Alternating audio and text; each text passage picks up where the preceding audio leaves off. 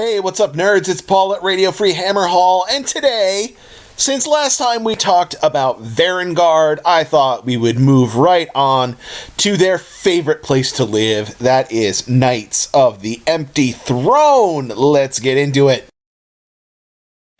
Alright, so our allegiance abilities. We keep all of the core allegiance abilities from Slaves to Darkness. So we keep the Auras of Chaos, we keep the Spell Lore, we keep Eye of the Gods. In addition, we get Fists of the Everchosen, which is, like, the main reason that you are taking this. It turns all of your Varengard into heroes if Archaon is not part of your army. That means they can take artifacts and command traits, but they cannot take anything outside of this set of allegiance abilities. They can't take the generic artifacts or command traits. And the Varengard do not benefit from the Lookout Sir rule, which kind of makes sense. It's basically like, you know, a unit of 3 of them is like a 15-point hero. That would be more than Lookout Sir to begin with. So, yeah, that's the basics of what you get, and then you get a couple of command abilities. Both of these are actually pretty useful.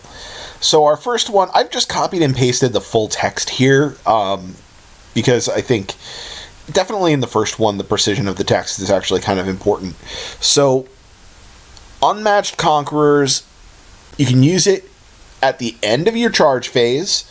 If you do so, you pick one enemy unit controlling an objective within 12 inches of a friendly Knights of the Empty Throne hero.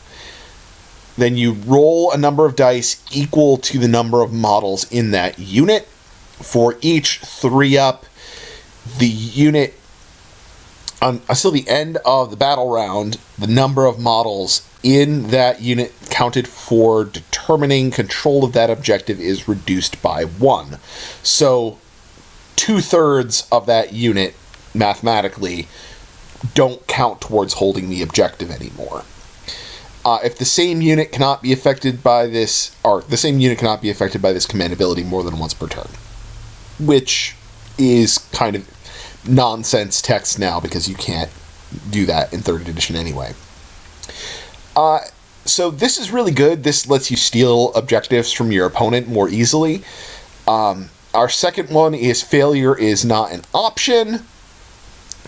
And in a nutshell, when one of your units of Varengard dies, you can use this command ability, roll a die, and on a 5-up, you get a new unit of 3 Varengard wholly within 6 inches of the battlefield edge and more than 9 inches from an enemy unit, and you can't use this command ability more than once per phase.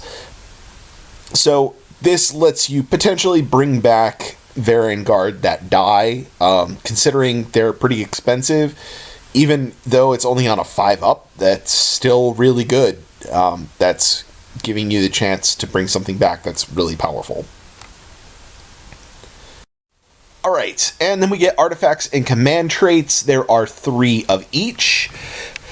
Command traits. Annihilating Charge. You can reroll charges for friendly units wholly within 12 inches of that general. Of course, that includes that general, which is, in most cases, going to be a unit of 6 Varengard. That's the most common way that people run it. And of course, that has a pretty big footprint, so that radius of 12 inches is going to be pretty big. It is wholly within, though, so it's a little bit restrictive. Inescapable Doom, I think this is my favorite one. Enemy units within 3 inches cannot retreat. That really forces your enemy to grind it out with you, and, you know, in a grinding sort of situation, Varengard tend to win. And Wall of Cursed Iron is the last one, and when a friendly unit wholly within 12 inches uses their Warp Steel Shields, add 1 to the roll, and that is, the Warp Steel Shields ability is on a 5-up, you ignore the effects of a spell or endless spell, so that changes it to a 4-up. So out of those three, I think Inescapable Doom is probably the best one. That's my choice. Annihilating Charge is also really good. Wall of Cursed Iron is not that exciting, I don't think. It's kind of a niche thing to need to have defense against magic. Artifacts. Flask of Demon Blood. Roll a die in your hero phase. On a 4-up, you heal D3 wounds. Not head D3 wounds, like I have on my slide. Oops. Grasping Plate. A unit can fight when it's within 6 inches of an enemy and can pile in an extra 3 inches. More on that in a minute, because that is really good. This lets you do 6-inch pile-ins and effectively pile into combat when you're not within 3 inches of an enemy. So very powerful. And the last one is the Corrupted Nullstone. Once per battle, you can automatically unbind a spell without rolling 2d6. So it's the Dispel Scroll. All of these are honestly pretty good. Corrupted Nullstone definitely has its uses. I think the Grasping Plate is by far the best one of these. And the Flask of Demon Blood, I mean, is okay, but there's probably other artifacts in the generic artifacts that you're going to be wanting to throw on other heroes. But if you want to specifically be putting your artifacts on your Varangard, yeah, that's definitely a decent choice as well.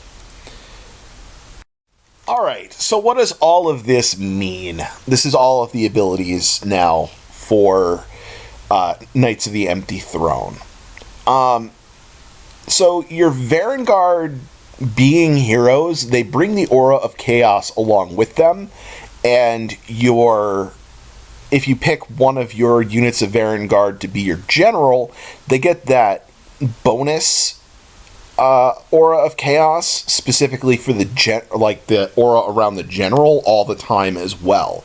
So if you mark them Khorne, for example, they're going to be re-rolling hits and +1 to wound all the time on probably a unit of 6 Varangard. That is very good. Definitely a very strong choice. There is sort of a little bit of a problem in Slaves to Darkness in that to get the Aura of Chaos ability, your heroes have to keep up with your army. And a lot of your heroes, you kind of want to hide behind the lines, right? Like your Chaos Sorcerer Lord is not that strong. Your regular Chaos Lord, he's just not that fast. It's hard for him to keep up with troops, and his command ability makes you want to stay up there anyway, but it's just difficult. With the Varangard being heroes, that makes your Aura of Chaos right up on the front lines, and it makes sure that your Varangard are always affected by the Aura of Chaos. So that, I think, makes the Aura of Chaos ability more reliable to use, and it just makes your army overall that much more powerful. Unmatched Conquerors, you just use that to steal objectives, straight up. Like, that is a really good command ability. And in 3rd edition, your Varangard are all 5 wound models, so they're counting as 2 models to control each objective as well. So you can go into a fairly large unit, charge it when you're outnumbered on the objective, reduce the number of models. Your roll for Unmatched Conquerors, that's on the number of models before the combat phase. So let's say there's a unit of 20. Let's make it a unit of 10, just to make the math a little bit easier. You roll 10 dice. On 3-ups, they are no longer counting towards control of the objective. So already that's, say, 6 or 7 models out of that 10 that aren't counting. So already you have control of that objective. If then you remove more models out of that unit, they're still counting as that 6 or 7 less. So now you could get them down to counting as 0. because that ability is checking it's doing the roll in the charge phase, and then it's checking for number of models that count towards holding an objective at the end of the turn. So in the middle there is the combat phase, where you probably have a unit of Varengard charging them. Definitely very powerful. So the grasping plate also is like an indirect always fights first, because you can pile in within 6 inches of an enemy. That means you can move within 6 inches and then pile in the combat phase. There'll be an eligible unit to make a pile in. And your enemy can't pile into you because you're more than 3 inches away from them. So it gives you this indirect always fights first, and also it gives you this ability in your turn where you can charge with that unit, and then if you're still stuck in combat on a later turn, if you're using your fell spears or some other ability that's giving you benefits when you charge, you can retreat out of combat and then not worry about a charge roll going back in. Or you can retreat out of combat and then to within 6 inches of another unit and pile into a different unit without having to roll a charge roll.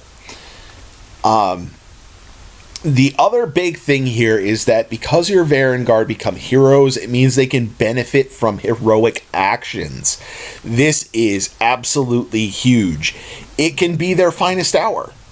That puts them +1 to wound and +1 to save. Puts them on a 2-up save. In addition to all of the other +1s to save that you can get in Slaves to Darkness. Then you add on all-out attack. They're +1 to hit, +1 to wound, and very difficult to kill. You know, that unit of Varengard is going to surely wipe something out. And in addition, you combine their finest hour with their once per game double pile-in ability. That just makes it even more devastating.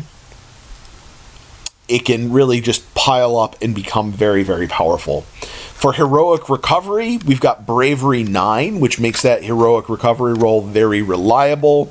And of course, it's just always useful to have them as a hero to roll heroic leadership and try and get an extra command point. So overall, I mean, I think Knights of the Empty Throne certainly has been proving itself to probably be the most competitive build right now for Slaves to Darkness.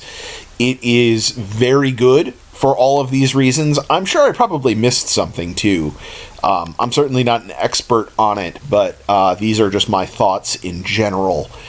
So hopefully, if you have any other thoughts, leave them down in the comments. And as always, thanks for watching. Like, subscribe, Patreon, notifications, Facebook, Twitter links down below. And that's it. I'll talk to you guys later.